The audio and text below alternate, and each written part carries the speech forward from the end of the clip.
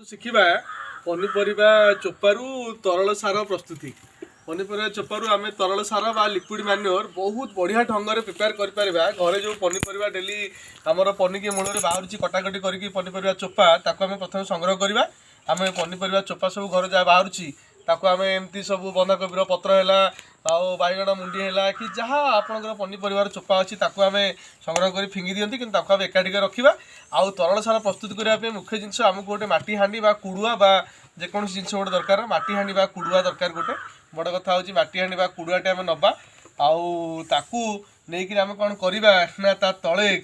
आपंकर गोटे प्लास्टिक अदरकारी अव्यवहृत होता पात्र गोटे थोवा अव्यवहृत होता गोटे पात्र थोई से पात्र उपर पुणी से प्लास्टिक अदरकारी जिनस प्लास्टिक हो कि माटी हो जेकोसी गोटे अदरकारी जिनस आम गोटे छोट बकेट टेट नहीं बाल्टीटे से बाल्टीटा रखीचु से जो तल बेस रे जो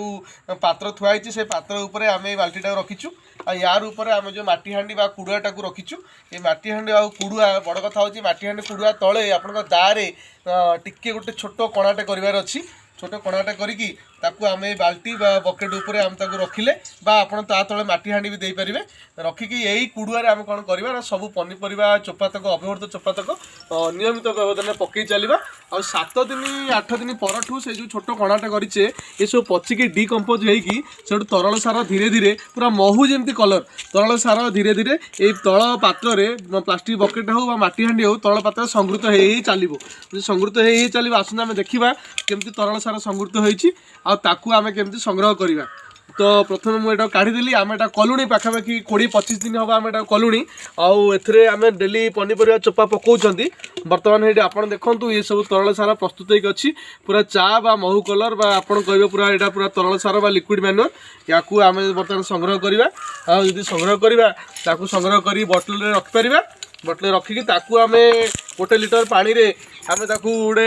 10 ml हिसाब से व्यवहार करें गचर सिंचन करें गच मूल देपर चा पानी सार बा तरल सार बा आपण स्प्रे मेसीन स्प्रे करें गच पत्र ये हूँ तरल सार आमर प्रस्तुति होती बर्तमान आम संग्रह कर संग्रह कलापर आम ताकू नहीं स्प्रे मेसीन ये देखूँ 1 लिटर पाखापाखि तरल सार संगृत होगा पुणी आम ताकू नहीं बर्तमान आम एमती सब स्प्रेयर पूरेकरी आम पानी मिसेकरी 1 लिटर आपणकर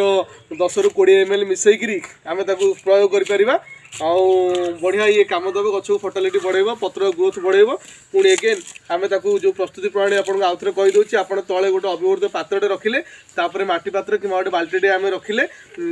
रखी गोटे कुड़ुआ बा हांडीटे रखिले से हांडी तले गोटे छोट कणाटे कले आ से हांडी आम घर बाहर सब पनीपरिया चोपा तक नियमित व्यवधान आम पकई चलले आज धरतु ये पनीपरिया चोपा तक सकाळू कटाई घरे या नियमित व्यवधान से हांडी रखी चलले हाँडी रखी चल कि ऊपर खाली पलम बा गोटे ढांकुंटे घोड़े देवार अच्छी से टेम्परेचर आ मॉइस्चर नहीं से डिकम्पोज हवा स्टार्ट हम तो तापमात्रा और आर्द्रता को लेकिन से तार सड़ब सड़ला से तरल सार प्रस्तुत हो आपड़ जो कुड़ुआ बा हाँडी नहीं तले जो कणा कर कणा तलू से जाई संगृत पात्र संगृत हो चलो आकू आम पानी रे बा स्प्रे मेसीन यूज कर व्यवहार करें यहाँ आमर प्रस्तुत हो तरल सार आम स्प्रे करा जीवु धन्यवाद।